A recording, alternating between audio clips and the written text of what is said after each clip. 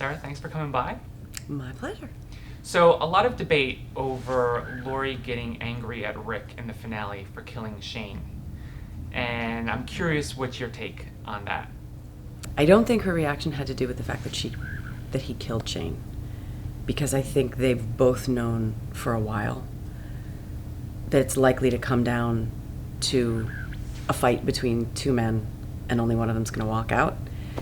It's why she warned him in the tent.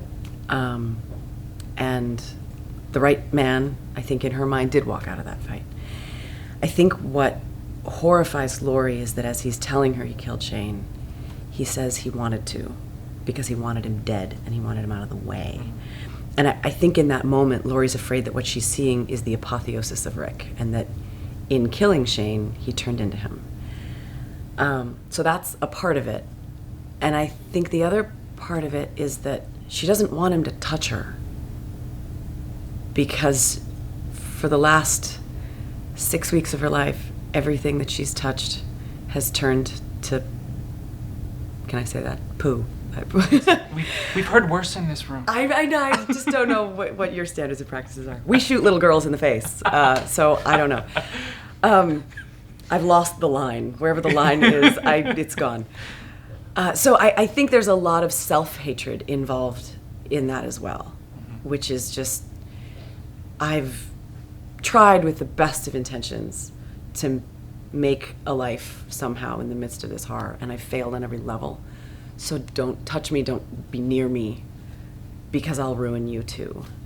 And unfortunately, it reads to Rick as anger and judgment and horror. And in that moment, I think if she had wrapped her arms around him and said, "You're a good man, you did a necessary thing, and it's going to be okay," everything would be all right. It's that reaction that I think detonates something pretty major between the two of them. And where do we pick up with them, the two of them? What is their relationship like? Fallout. Yeah. Bomb went off, and now everything's radioactive. I think, again, that they love the living daylights out of each other, but they are both so mired in self-hatred, and they're mourning the people that they wanted to be and that they are increasingly moving farther and farther away from. And it's really hard to reach out to someone else in forgiveness or grace when you're mired in that kind of self-hatred.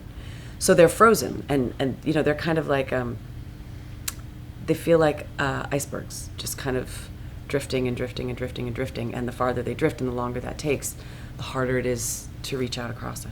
Yeah. And is everyone accepting of Rick's new sort of leadership stance? Do they all line up behind him this season?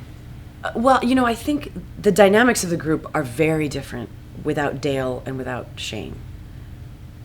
Shane did this to us and Dale did this to us. And so I think you do see... I think what you see in this group is that we're beginning to lose our identity as the Grimes family and the Green family and Glenn and Daryl, and we're starting to evolve an identity as a family. And families are broken and dysfunctional and have a lot of problems in them, but I think we've just decided that we will be for each other everything that we need to be, and that what Shane brought, that sort of fractiousness, it's going to get everybody killed. Yeah. I have to ask if you have seen or are familiar with any of the parodies online of Laurie calling after Carl constantly. No, I haven't. They just have they're like looped, like Laurie calling after Carl? Carl. Carl? Well, Norman and I used Where's to laugh Carl? about it because he spent like the entire, I think, 4th episode of season 1 going, "Merle! Merle!" and literally like 11 times just shouting for Merle. And at a certain point last season, I was like, I'm the Merle guy now. I'm just constantly shouting for Carl. The one response to that I have, I think, is that anybody who has a 10-year-old son understands what's happening, and anybody who doesn't should find a 10-year-old boy and try and make him stay in one place. It's just impossible. I mean, Chandler, constantly. I'm like, "So Chandler," I turn around to have a drink of water, and he's like off, running around and playing a video game. And you're like, but Okay. They just, poof, they're like cats. Yeah. You know. But yeah, I mean, she loses her son a lot. And just lastly, no one is safe on the show. Obviously, you know that. Is it your understanding if and when Laurie's time comes, will you just pick up a script and read it, or will you have a meeting with producers beforehand? Will you get a heads up? There have been characters for whom it's gone both ways. I